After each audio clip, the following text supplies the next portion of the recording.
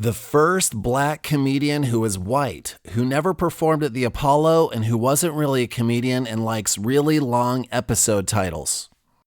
Gorgeous, baby. You're gorgeous. This is the Josh Podcast Show, the anti-podcast podcast on God and man. The show that everybody's talking about. The show that will become a necessary part of your weekly mental diet. The show that picks up where JoshRolfe.com leaves off. The show title that uses the word podcast 4 times. Introducing your host, Josh Rolfe. I have spent more time thinking of this episode's title than recording the episode itself. The episode's title being the first black comedian who is white, who never performed at the Apollo, and who wasn't really a comedian and likes really long post titles. Is that not great? Especially after talking about my shortest podcast episode ever, which is just one word, episode 13, and the last episodes I talked about it. Wow. If you peek to see how long this episode is, if you've already glanced at how long it is, you might appreciate what I mean. In the middle school years growing up in Pennsylvania, I had a little old TV on the floor of my bedroom where I watched about 10 and a half channels of whatever happened to stream via the UHF, VHF antenna. I watched a lot of sitcoms, probably all of them. A lot of Arsenio Hall, Gary Shandling, Joan Rivers, Howard Stern. I tried to laugh at most SNL skits, but learned to laugh when it was truly funny, which was maybe twice in 90 minutes. I craved watching comedians who were truly funny, and I was very picky. I don't remember being drawn to the news or drama, just liked comedy and the weather too. Seinfeld's first episode of season 2 began over apple cinnamon herbal tea with my secret ingredient of a half cup of sugar. I would follow the same herbal sugar drink ritual watching his show the first few seasons until I heard someone quoting it once in biology class, and then I stopped watching it. Always a little odd like that. While watching comedy in those days before the internet, I never seriously entertained the idea that I wanted to write or perform comedy as a profession, or even someday as a famous blogger and podcaster like I am not yet. Though the blogging and podcasting may have crossed my mind once or twice, even though those mediums didn't exist. So perhaps they never did. I first caught the bug of wanting to try out stand-up once when I was 12, watching an old Bob Hope Christmas special at my grandparents'. Trying to memorize the jokes so I could tell them in 7th grade in hopes of becoming wildly popular. I forgot them all, and therefore did not become popular. I caught the stand-up bug again when I became completely enamored by a late-night show filmed on a famous stage in Harlem. And that is when I first craved doing stand-up. After Saturday Night Live at 1 a.m. early Sunday morning, I would stay up to watch Showtime at the Apollo. When amateur comedians and singers attempted to launch new careers at Harlem's Apollo Theater. I'd never been drawn to talent shows like Ed McMahon's Star Search or the Jerry Lewis Telethon, but the Apollo stage somehow grabbed me by the ambition gland and would not let go. If I could perform anywhere, the Apollo was the place for me. Why would a young white kid dream of performing before a mostly all-black audience? The answer is simple. It's because I thought of a joke I could perform there. I still remember bits of my act. I'd get on stage, meet the host, which at the time was Sinbad, one of my stand-up heroes. He's a legend who I've seen twice, once on a Philadelphia stage for an hour and a half in 2008, laughing so hard I broke my jaw. Instead of LOL, laugh out loud, I'm trying to start new lingo that would replace LOL with BMJ, broke my jaw. The second time I saw Sinbad was standing behind him in line at a Sam Goody in Los Angeles in 1994. I was buying Ride's new album, Carnival of Light, on cassette, while he had a stack of at least 100 CDs he was getting ready to purchase. He also had a beautiful woman standing to his side. So I'd step on stage to meet Sinbad dressed in suit and tie. Not Sinbad in a suit, but me in a suit. I would come not as myself, but in character as the most stereotypical, out-of-touch white guy from the middle of stereotypical suburban white America. Arguably, I would be acting as myself. Now, if you're getting uncomfortable, please stop here, turn around, and walk away. My character on stage, before a mostly black audience, would be an intensely serious, business-minded professional, slowly enunciating every syllable of every word in true, out-of-touch white man form. That would be made clear as I talked with the black host. It's not too late to turn around and walk away, okay? If you're uncomfortable, I know this makes a lot of people uncomfortable today to hear people talk about race, ethnicity, etc. If you're bold and brave, stay with me. After the host directed me to the microphone, now remember, this is my dream. The host would direct me to the microphone center stage. I would stiffly and almost robotically walk up to it and then looking up toward the ceiling, say, "Well, hello out there."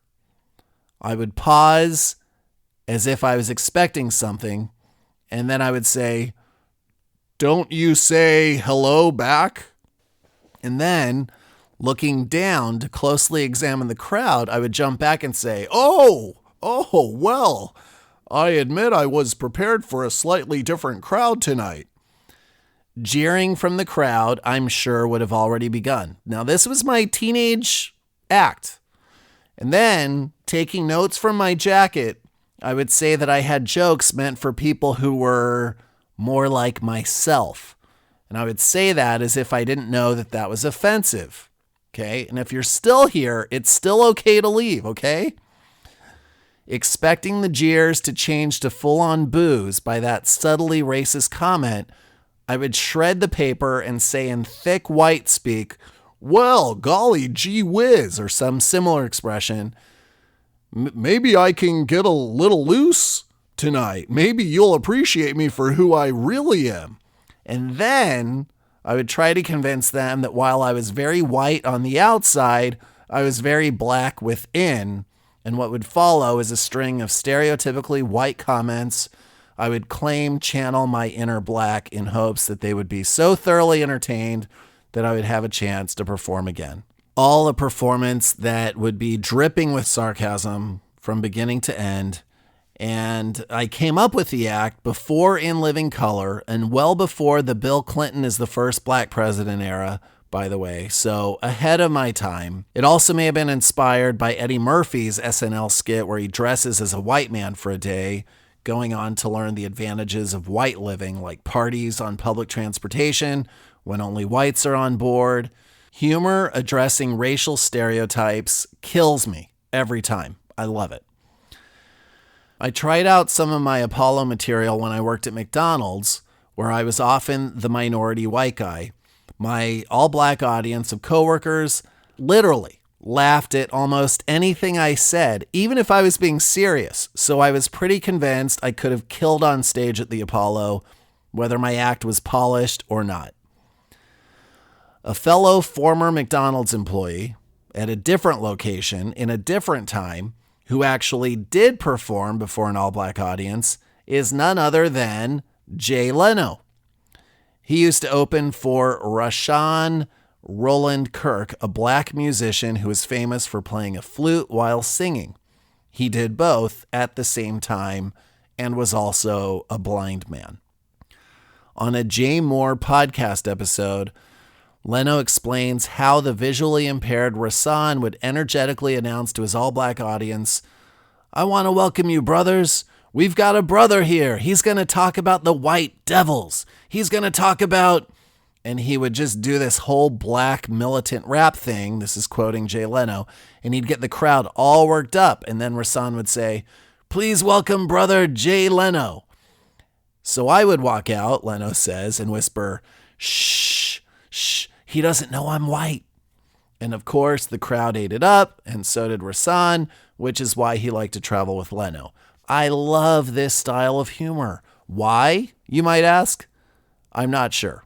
Maybe it's because I hate racism, especially racism between white and black Americans. I hate it, hate it, hate it, hate it. I've seen it up close. I've lived it. And maybe a little more comedy can bring us all together. I don't know. This is when I last wanted to do stand-up. Last night, as a matter of fact, was the last time I wanted to do stand-up. All these years have passed thinking about trying out stand-up, but I have never done it. Instead, I've tried out becoming a sit-down comic through my writing on the blog, doing the podcast, and a couple of books I'm working on. Then last night, my wife and I drove downtown Sacramento without any plans. As we arrived downtown, we passed a comedy club and decided to do a Yui to check it out. When we walked into the club, I asked when the next show is, and the guy said 9 o'clock, but it hasn't started yet. I said, "What time is it now?" He didn't answer me. This place isn't funny at all, I thought. So I took out my phone and saw it was exactly 9:12. Even if the show wouldn't be funny, I was actually going to watch amateurs stand up. I was so excited. We paid $30 for admission, and our hands were stamped with the word insufficient. So I changed my mind. This place is definitely funny. We took a seat when my wife remembered she had left her phone in the car, so I left quickly to get her phone before someone broke into my car to steal it. No one actually broke into my car, but I wanted to prevent that. I'm super paranoid about that sort of thing. I saw a car with a MacBook Air in the back seat the other day. I came so close to stealing it and selling it on eBay. By the time I got back, an improv group was in the middle of their act. Everyone was laughing. Unfortunately, I missed just enough that I couldn't laugh, as I learned to do during the unfunny SNL watching days. Before I knew it, they were finished.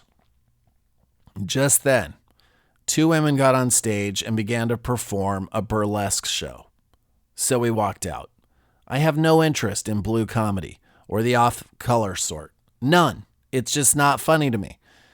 Here's one of those annoying lists explaining why. Here are 5 ways clean comedy is king. Now, besides being the conservative, white, Mormon, Republican, Neanderthal, backward, Tea Partier, science-hating, apocalyptic, Bible-thumping, intolerant, gun-clinging, loser, constitutionalist, closed-minded human that I am, I do believe that I have a fairly open mind. And with that mind, as open as I can possibly get it, I have to say why clean comedy is king. 2 years ago on a Reddit Ask Me Anything, when asked about why his comedy is clean, Jerry Seinfeld said this: "I was uncomfortable in the only medium I had at the time. And when I began my career in the 70s and 80s, you had to be clean to get on Johnny Carson or any of the shows. So that's what I became. And I found I liked it better anyways, because it felt harder and like more of an accomplishment when you could pull it off." Additionally, another uber successful clean comic, Jim Gaffigan, also backs me up. 2 years ago as well, in a Nerdist.com interview with Gaffigan, host, entertainer, and comedian Chris Hardwick said, "I'm so jealous of your ability to write clean comedy that's funny," to which Gaffigan replies with a sarcastic, "Jesus tells me to, and I listen to what the Lord says." So here's the 5 ways that comedy, clean comedy, is king. Number 1, morality. While Gaffigan mockingly ties his clean humor to Christianity, as if no religious person swears or tells off-color jokes, well, he's probably right. If you are religious, you are more likely to enjoy clean comedy. Comics are funny, though, because they take on any issue, squeezing as much irony and humor from it. Today, the freedom to go after traditional morality has definitely been filled by comedians. The default comedian, I believe, is a swearing atheist liberal. The most common jokes are against religion and conservatives, sex and drugs, because those jokes are easy. These are the jokes anyone can tell. Jokes that maintain a certain morality are harder to pull off, and I think they're funnier. Number 2, lazy. Gaffigan makes it sound like his writing partner, his wife, Jeannie Gaffigan, pushes him to be clean. I have new stuff that my wife despises, he told Hardwick. There's this writing partner who says, this is lazy when it comes to something filthy. So is Gaffigan's wife, Jeannie, right? Is blue comedy lazy? Yes, I posit. Now, I'll say that there are topics in the blue category that cannot be described without filthy language. Comedians since forever have tackled just about any topic head on, which is the freedom comedy depends on. Some of those topics are blue by definition.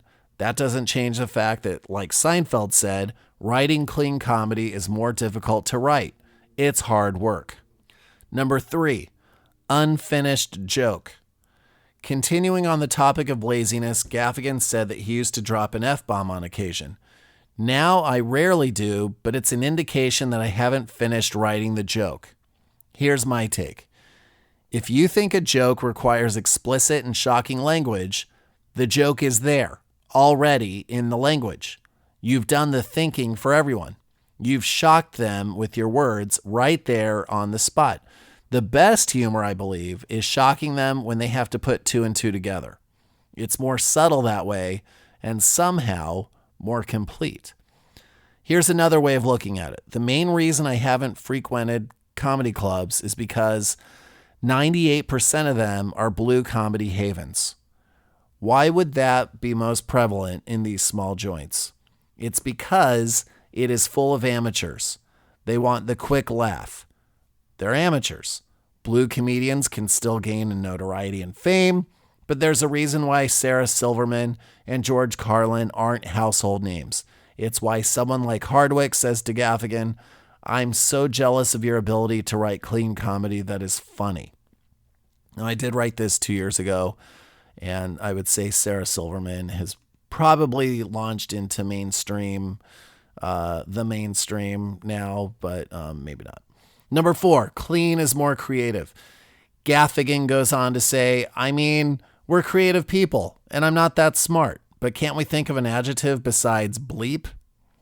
Number 5, clean comedy is much more difficult to write, says Gaffigan. And what I say to close it out is I love writing comedy. I've written a bunch of posts so far on my blog, done a lot of podcast episodes, and probably 3/4 of them are intended to be funny. Whether they are funny to you or not is out of my hands, but they're funny to me. Some of them are, anyway. Thank you for listening to the Josh Podcast Show, the anti-podcast podcast on God and man. For more information, visit joshpodcast.com. Follow Josh on Twitter at Josh Rolfe. That's Rolfe, R-O-L-P as in podcast, H. Now go and have the best day and night ever. And have fun.